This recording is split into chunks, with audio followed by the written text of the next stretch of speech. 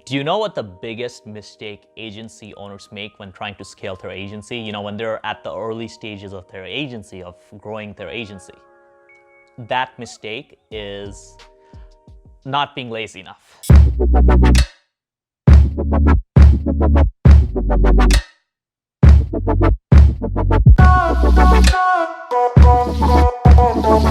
Now, hear me out. What I mean by not being lazy enough is they don't delegate.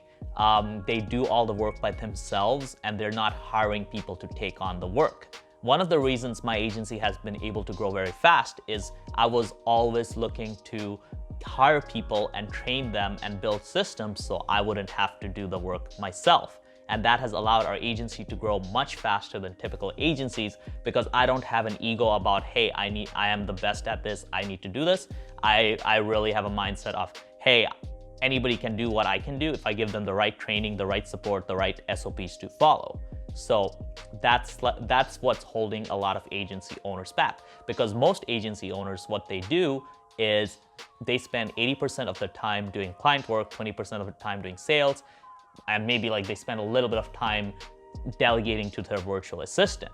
What you really want to do is minimize the time spent on the clients and start having other people do that.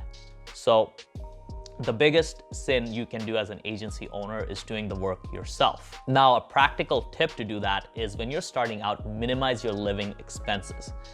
Live as cheaply as possible, live in your parents' place, live in, on your friend's couch or whatever. Maybe not your friend's couch, but really don't start spending money, right? What you want to do is live as cheaply as possible. So instead of having to wait till you're making 10K a month to hire somebody on, you can hire on an assistant when you're at 3.5 to 4K. And then when you're at 6 or 7K, you can hire on somebody full-time, maybe a Filipino VA or so on. So by minimizing your living expenses, you're able to hire people on earlier. So then you're able to start getting them to do a lot of the lower level work. Initially, when starting out, what you want to do is start delegating anything that's under $20 an hour, then move out to delegating anything that's under $50 an hour, and so on. So the ideal scenario is you should reach a point where you're not doing the actual work. You're more coaching and delegating and doing quality control.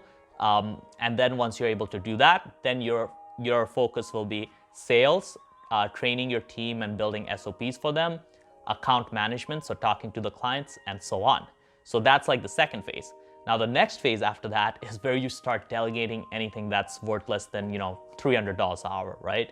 And this is where you have account managers whose job it is to talk to your clients. So you don't talk to the clients. So that frees up your time. And then eventually you might have somebody doing your operations and helping you build SOPs. You might have somebody doing your sales and helping you build kind of your sales system out.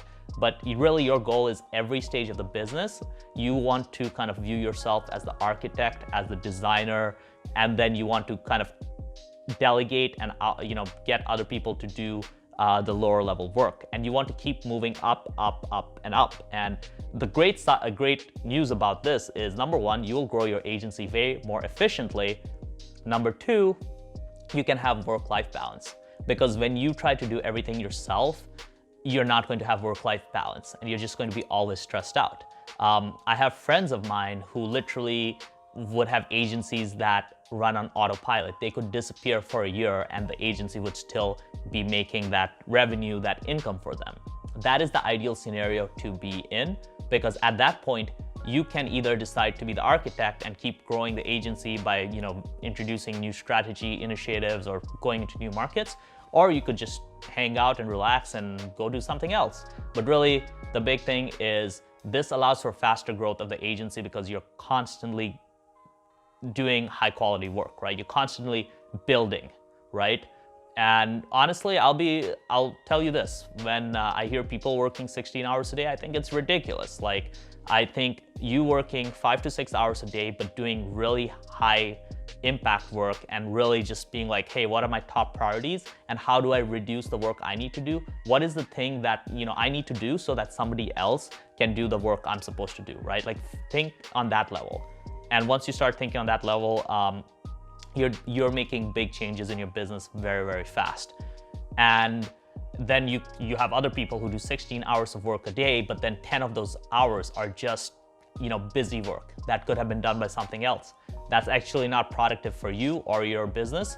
It leads to stress, and it's bad energy when you're doing that kind of work, right? Like, it's basically, you're not going to be able to think clearly. It's only when you think clearly, when you're well rested and when you have like a proper kind of balance of things, right, where you're able to kind of just be emotionally stable, that you can make the proper decisions for your business. In summary, the biggest mistake agency owners make is not delegating early enough and hard enough, and then also taking out too much money from the business, which doesn't allow them to have the margin to delegate.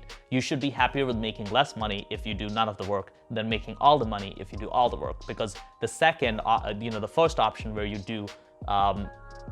make less money but you don't do any of the work, that gives you the time to increase the amount of revenue your business generates. So that in the long term allows you to make a lot more, because then you can build $1 million a year agency. While working as a solo person, you will get capped out very, very early. So thanks for watching that video, and I hope you enjoyed it. By the way, if you haven't already checked out my ultimate guide to YouTube ads targeting, I have the link in the description below. It's 26 pages long. So if you're trying to get into YouTube ads and get better at YouTube ads, you need to check that out.